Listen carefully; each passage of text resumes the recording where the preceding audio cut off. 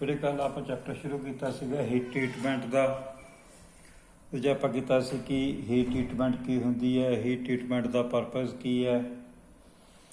तो नैक्सट आप किया micro constituents of iron and steel कि आयरन और स्टील के किहड़े कॉन्स्टिट्यूएंट्स होंगे ने।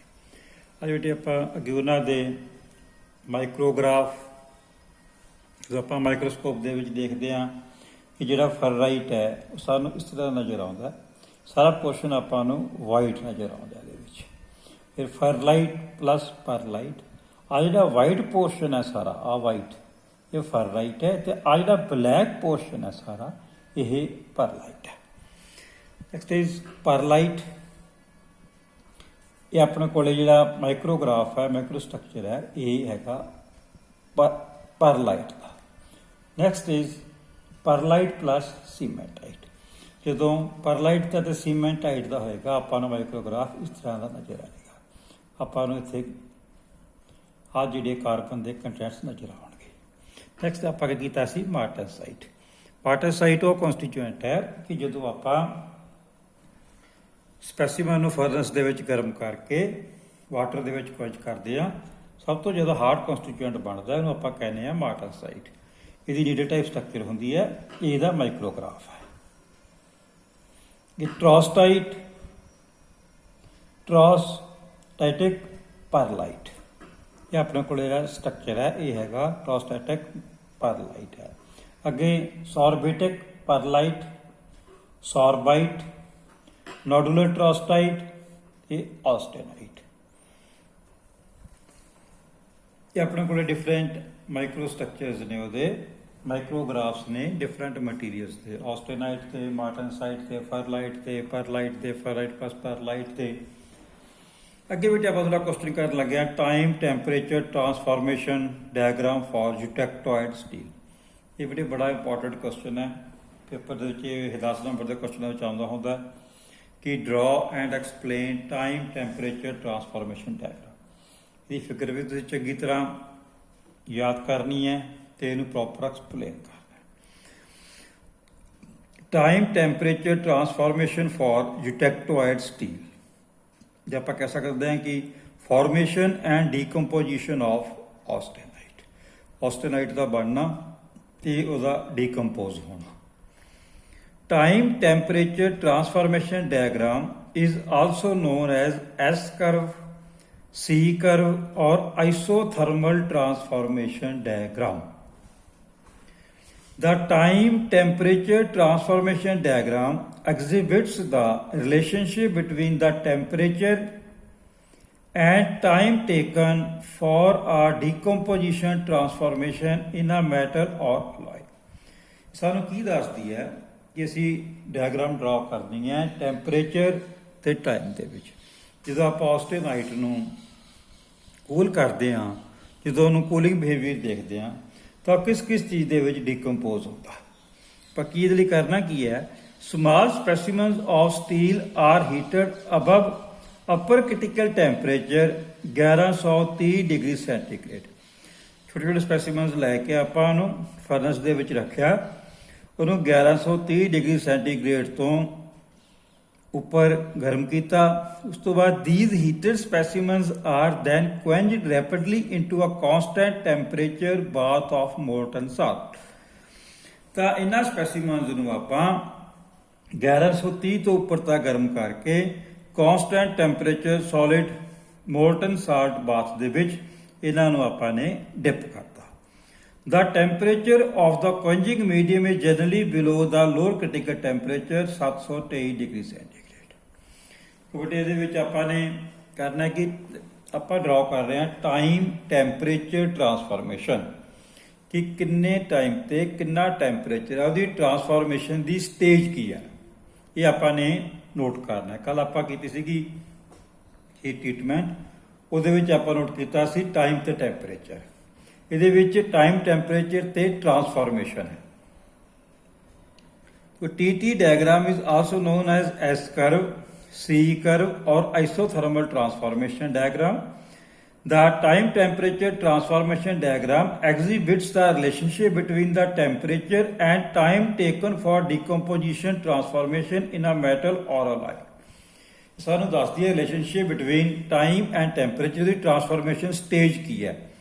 Small specimens of steel are heated above a critical temperature 1130 degrees centigrade. These heated specimens are then quenched rapidly into a constant temperature bath of molten salt.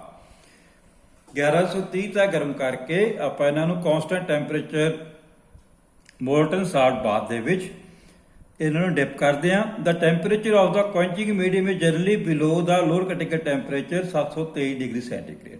ਜਿਹੜਾ quenching medium ਜਿਹਦੇ ਆਪਾਂ dip ਕਰਨਾ ਹੈ ਉਹਦਾ temperature 723 degree ਤੋਂ ਨੀਚੇ ਹੁੰਦਾ. The austenite is unstable and therefore it transforms into a mixture of ferrite and cementite.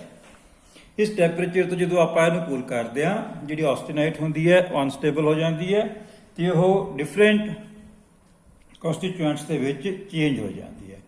ਕਿਉਂਕਿ ਆਪਾਂ ਇੱਥੇ ਡਰਾ ਕੀਤੀ ਹੈ ਇਸ ਸਾਈਡ ਦੇ ਆਪਾਂ ਨੇ ਲਿੱਤਾ ਹੈ ਟੈਂਪਰੇਚਰ, ਇਸ ਸਾਈਡ ਤੇ ਲਿੱਤਾ ਆਪਾਂ ਨੇ ਟਾਈਮ ਲੌਗ ਸਕੇਲ ਦੇ ਉੱਤੇ. ਹੁਣ ਇੱਥੇ ਆਪਾਂ 723 ਡਿਗਰੀ ਸੈਂਟੀਗ੍ਰੇਡ ਟੈਂਪਰੇਚਰ ਹੈ. ਜਿਹੜਾ ਆਪਣਾ 1130 ਡਿਗਰੀ ਸੈਂਟੀਗ੍ਰੇਡ ਅਪਰ ਕ੍ਰਿਟੀਕਲ ਟੈਂਪਰੇਚਰ ਹੈ, 723 degree centigrade lower critical temperature ਹੈ. ਆਪਾਂ ਇਸ ਤੋਂ ਉੱਪਰ ਸਪੈਸੀਮਨ ਨੂੰ ਪਹਿਲਾਂ ਗਰਮ ਕੀਤਾ 1130 ਤੱਕ ਤੋਂ ਉੱਪਰ ਤੱਕ ਗਰਮ ਕੀਤਾ, ਫਿਰ ਉਹਨਾਂ ਨੂੰ ਆਪਾਂ ਨੇ ਡਿਪ ਕੀਤਾ ਮੋਲਟਨ ਸਾਲਟ ਬਾਥ ਦੇ ਵਿੱਚ ਜਿਹਦਾ ਟੈਂਪਰੇਚਰ 723 ਡਿਗਰੀ ਸੈਂਟੀਗ੍ਰੇਡ ਤੋਂ ਨੀਚੇ ਹੈ. ਜਦੋਂ ਆਪਾਂ ਡਿਪ ਕੀਤਾ ਆਪਣੇ ਕੋਲੇ ਸਟੇਬਲ ਆਸਟੇਨਾਈਟ ਸੀਗੀ. ਇਹ ਜਿਹੜੀ ਸਟੇਬਲ ਆਸਟੇਨਾਈਟ ਹੈ ਇਹ ਅਨਸਟੇਬਲ ਹੋਣੀ ਸ਼ੁਰੂ ਹੋ ਜਾਂਦੀ ਜਦੋਂ ਆਪਾਂ ਇਹਨੂੰ ਕੂਲ ਕਰਦੇ ਹਾਂ. ਆ ਦੇਖੋ ਇੱਥੇ ਆਪਾਂ ਆਹ ਜਿਹੜਾ ਕਰਵ ਹੈ ਟਰਾਂਸਫਾਰਮੇਸ਼ਨ ਸਟਾਰਟਸ. ਟਰਾਂਸਫਾਰਮੇਸ਼ਨ ਮੀਨਸ ਉਹਦਾ ਫੇਸ ਚੇਂਜ ਹੋਣਾ ਸ਼ੁਰੂ ਹੋ ਜਾਂਦਾ. ਇੱਥੇ ਆਪਾਂ ਲਿਖਿਆ ਆ ਸੈਕੰਡ ਇਜ਼ ਟਰਾਂਸਫਾਰਮੇਸ਼ਨ ਐਂਡਸ. ਇਹ ਟਰਾਂਸਫਾਰਮੇਸ਼ਨ ਐਂਡਸ. ਆ ਟਰਾਂਸਫਾਰਮੇਸ਼ਨ ਸਟਾਰਟਸ. ਇਹ ਆਪਣੇ ਕੋਲੇ ਟਰਾਂਸਫਾਰਮੇਸ਼ਨ ਜਿਹੜਾ ਆ ਕਰਵ ਹੈ ਐਂਡਸ. ਸਭ ਤੋਂ ਪਹਿਲਾਂ ਆਪਣੇ ਕੋਲ ਕੀ ਹੈ ਸਟੇਬਲ ਆਸਟੇਨਾਈਟ ਹੈ. ਜਦੋਂ ਆਪਾਂ ਇਹਨੂੰ ਨੀਚੇ ਨੂੰ ਲੈ ਕੇ ਆ ਰਹੇ ਹਾਂ ਉਹਨੂੰ ਕੂਲ ਕਰ ਰਹੇ ਹਾਂ ਪਹਿਲਾਂ ਸਭ ਤੋਂ ਪਹਿਲਾਂ ਕਨਵਰਟ ਹੋਏਗੀ ਕੋਰਸ ਪਰਲਾਈਟ ਦੇ ਵਿੱਚ. ਫਿਰ ਜਦੋਂ ਆਪਾਂ ਇਹਨੂੰ ਫਰਦਰ ਨੀਚੇ ਆਵਾਂਗੇ ਇਹ ਕਨਵਰਟ ਹੋਏਗੀ ਫਾਈਨ ਪਰਲਾਈਟ ਦੇ ਵਿੱਚ. ਜਦੋਂ ਆਪਾਂ 575 ਡਿਗਰੀ ਟੈਂਪਰੇਚਰ ਇਸ ਤੋਂ ਨੀਚੇ ਆਵਾਂਗੇ ਜਿਹੜੀ ਆਸਟੇਨਾਈਟ ਹੈ ਇਹ ਕਨਵਰਟ ਹੋਏਗੀ ਟਰੋਸਟਾਈਟ ਦੇ ਵਿੱਚ, ਜਿਹਨੂੰ ਆਪਾਂ ਅਪਰ ਬਾਇਨਾਈਟ ਕਹਿੰਦੇ ਹਾਂ.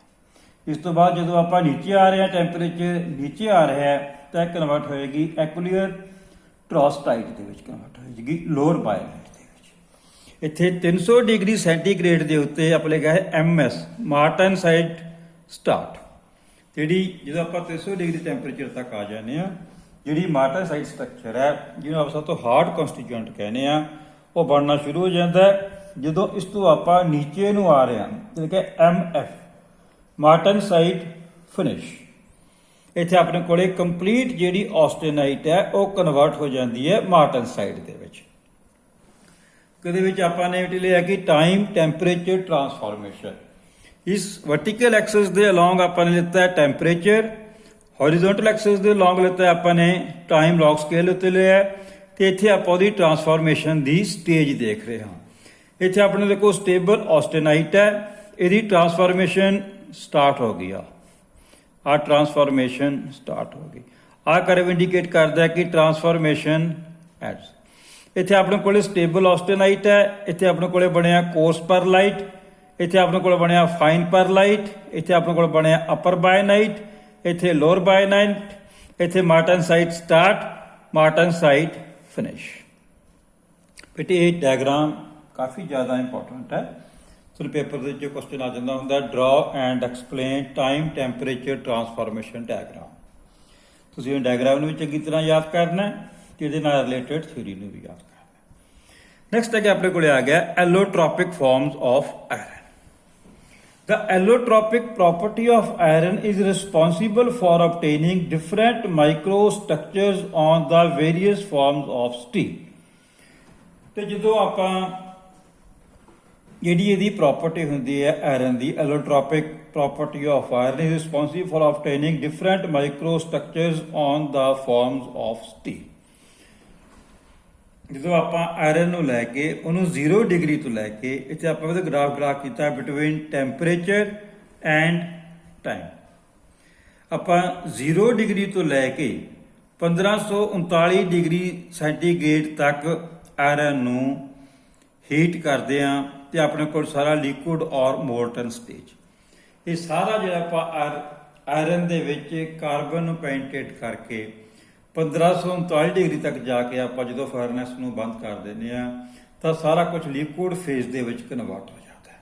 ਫਿਰ ਦੇਖੋ ਆਪਾਂ ਉਹਨੂੰ ਵਿਦ ਰਿਸਪੈਕਟ ਟੂ ਟਾਈਮ, ਆਪਣੇ ਕੋਲ ਲਿਕੁਇਡ ਹੈ, ਆ 1539 ਡਿਗਰੀ ਟੈਂਪਰੇਚਰ ਦੇ ਉੱਤੇ ਆਪਾਂ ਟਾਈਮ ਦੇ ਨਾਲ ਨਾਲ ਇਹਨੂੰ ਕੂਲ ਕਰਨਾ ਸ਼ੁਰੂ ਕਰਦੇ ਆ। ਆਪਣੇ ਕੋਲ ਫਾਰਮੇਸ਼ਨ ਕਿਸ ਚੀਜ਼ ਦੀ ਹੁੰਦੀ ਹੈ? Delta phase having BCC structure, body centred cubic structure, ਕਿ ਇੱਕ ਐਟਮ ਕਿਊਬ ਦੇ ਕਾਰਨਰ ਤੇ ਹੋਏਗਾ, ਇੱਕ ਐਟਮ ਸਾਰੀ ਬਾਡੀ ਦੇ ਸੈਂਟਰ ਦੇ ਵਿੱਚ ਹੋਏਗਾ। ਸਭ ਤੋਂ ਪਹਿਲਾਂ ਆਪਣੇ ਕੋਲ ਟਰਾਂਸਫਾਰਮੇਸ਼ਨ ਹੋਈ 1400 ਡਿਗਰੀ ਤੱਕ, delta phase having BCC structure. ਫਿਰ ਇਹ ਕਨਵਰਟ ਹੋਇਆ ਗਾਮਾ ਫੇਜ਼ ਦੇ ਵਿੱਚ। ਦੇਖੋ ਇਹਨੂੰ ਟਾਈਮ ਲੱਗ ਰਿਹਾ, ਇਹਦੇ ਨਾਲ ਰਿਸਪੌਂਸਿਬਲ ਟੈਂਪਰੇਚਰ ਡ੍ਰੌਪ ਹੋ ਰਿਹਾ ਹੈ ਵਿਦ ਰਿਸਪੈਕਟ ਟੂ ਟਾਈਮ। ਇਧਰ ਆਪਾਂ ਟਾਈਮ ਨੋਟ ਕਰ ਰਹੇ ਹਾਂ। ਆਪਣੇ ਕੋਲ ਫਾਰਮੇਸ਼ਨ ਹੋਈ gamma phase having FCC structure. ਪਹਿਲਾਂ ਆਪਣੇ ਕੋਲੇ ਲਿਕੁਇਡ ਸਟੇਜ ਸੀਗੀ, ਕਨਵਰਟ ਹੋਇਆ ਡੈਲਟਾ ਫੇਜ਼ ਦੇ ਵਿੱਚ, ਫਿਰ ਕਨਵਰਟ ਹੋਇਆ ਗਾਮਾ ਫੇਜ਼ ਦੇ ਵਿੱਚ having FCC structure, face centred cubic structure. ਇੱਕ ਐਟਮ ਕਾਰਨਰ ਦੇ ਉੱਤੇ, ਇੱਕ ਹਰ ਫੇਜ਼ ਦੇ ਸੈਂਟਰ ਦੇ ਵਿੱਚ ਹੋਏਗਾ। ਫਿਰ ਜਦੋਂ ਆਪਾਂ ਇਹਨੂੰ ਕੂਲ ਕੀਤਾ, ਇਹ ਕਨਵਰਟ ਹੋਇਆ ਅਲਫਾ ਫੇਜ਼ ਦੇ ਵਿੱਚ having BCC structure, non magnetic, body centred cubic structure, non magnetic formation ਹੁੰਦੀ ਹੈ। ਫਿਰ ਆਪਾਂ ਇਹਨੂੰ ਜਦੋਂ ਫਰਦਰ ਕੂਲ ਕਰਦੇ ਹਾਂ, ਇਹ ਕਨਵਰਟ ਹੋ ਜਾਂਦਾ ਹੈ ਅਲਫਾ ਫੇਜ਼ ਦੇ ਵਿੱਚ ਹੈਵਿੰਗ BCC ਸਟਰਕਚਰ, ਮੈਗਨੈਟਿਕ। ਇਹ ਆਪਣੇ ਕੋਲ different allotropic forms of iron ਨੇ। ਜਦੋਂ ਆਪਾਂ ਆਇਰਨ ਨੂੰ ਫਰਨਸ ਦੇ ਵਿੱਚ ਰੱਖ ਕੇ ਇਸ ਸਾਈਡ ਤੇ ਆਪਾਂ ਨੇ ਟੈਂਪਰੇਚਰ ਨੋਟ ਕਰ ਰਹੇ ਹਾਂ, ਇਧਰ ਆਪਾਂ ਟਾਈਮ ਨੋਟ ਕਰ ਰਹੇ ਹਾਂ। Cooling curve for pure iron, ਆਪਣੇ ਕੋਲੇ ਕੂਲਿੰਗ ਕਰਵ ਹੈ। ਜਦੋਂ ਆਪਾਂ 1539 ਡਿਗਰੀ ਤੱਕ ਫਰਨਸ ਦੇ ਵਿੱਚ ਰੱਖ ਕੇ ਸਪੈਸੀਮਨ ਨੂੰ ਗਰਮ ਕੀਤਾ, ਸਾਰਾ ਹੀ ਆਪਣੇ ਕੋਲੇ ਲਿਕੁਇਡ ਔਰ ਮੋਲਟਨ ਸਟੇਜ ਦੇ ਵਿੱਚ ਚਲਾ ਗਿਆ। ਫਿਰ ਆਪਾਂ ਉਹਨੂੰ ਕੂਲ ਕਰਨਾ ਸ਼ੁਰੂ ਕੀਤਾ, ਉਹ ਕਨਵਰਟ ਹੋਇਆ ਡੈਲਟਾ ਫੇਜ਼ ਦੇ ਵਿੱਚ ਹੈਵਿੰਗ BCC ਸਟਰਕਚਰ। ਫਿਰ ਉਹ ਕਨਵਰਟ ਹੋਇਆ respect to time gamma phase ਦੇ ਵਿੱਚ ਹੈਵਿੰਗ FCC ਸਟਰਕਚਰ। ਫਿਰ ਉਹ ਕਨਵਰਟ ਹੋਇਆ ਅਲਫਾ ਫੇਜ਼ ਦੇ ਵਿੱਚ having BCC structure, non magnetic. ਫਿਰ alpha phase having BCC structure, magnetic. ਬੇਟੇ ਇਹ ਵੀ ਤੁਹਾਨੂੰ ਪੇਪਰ ਦੇ ਵਿੱਚ ਇੰਪੋਰਟੈਂਟ ਕੁਐਸਚਨ ਹੈ, ਇਹ ਤੁਹਾਨੂੰ 5 ਨੰਬਰ ਕੁਐਸਚਨ ਦੇ ਵਿੱਚ ਆ ਜਾਂਦਾ ਹੁੰਦਾ। Draw and explain different allotropic forms of iron, ਇਹ ਤੁਹਾਨੂੰ ਵੱਡੇ ਕੁਐਸਚਨਸ ਦੇ ਵਿੱਚ ਆਉਂਦਾ ਹੁੰਦਾ ਹੈ। ਟਾਈਮ, ਟੈਂਪਰੇਚਰ, ਟਰਾਂਸਫਾਰਮੇਸ਼ਨ ਡਾਇਗਰਾਮ ਤੱਕ ਬੇਟੇ ਤੁਹਾਨੂੰ ਮੈਂ ਜੋ ਕੁਝ ਹੀਟ ਟ੍ਰੀਟਮੈਂਟ ਦੇ ਵਿੱਚ ਕਰਾਂਗੇ। What is heat treatment, purpose of heat treatment, micro constituents of iron and steel, time, temperature, transformation diagram ਤੇ ਐਲੋਟ੍ਰੋਪਿਕ ਫਾਰਮਸ ਆਫ ਆਇਰਨ। ਇਹ ਬੇਟੇ ਸਾਰਾ ਇੰਪੋਰਟੈਂਟ ਹੈ। ਹੁਣ ਤੁਸੀਂ ਸਾਰੀਆਂ ਫਿਗਰਸ ਨੂੰ ਚੰਗੀ ਤਰ੍ਹਾਂ ਆਪਣੀ ਹੋਮਵਰਕ ਦੀ ਕਾਪੀ ਦੇ ਉੱਤੇ ਇਹਨਾਂ ਨੂੰ ਨੋਟ ਕਰਨਾ ਤੇ ਨਾਲ ਦੀ ਨਾਲ ਤੁਸੀਂ ਇਹਨਾਂ ਨੂੰ ਬੇਟੇ ਯਾਦ ਕਰੋ ਸਾਰਿਆਂ ਨੂੰ, ਕਿਉਂਕਿ ਹੀਟ ਟ੍ਰੀਟਮੈਂਟ ਦੇ ਵਿੱਚ ਤੁਹਾਨੂੰ ਘੱਟੋ ਘੱਟ 20 ਨੰਬਰ ਦੇ ਪੇਪਰ ਦੇ ਵਿੱਚ ਕੁਐਸਚਨ ਆ ਜਾਂਦੇ ਨੇ। ਥੈਂਕ ਯੂ ਬੇਟੇ।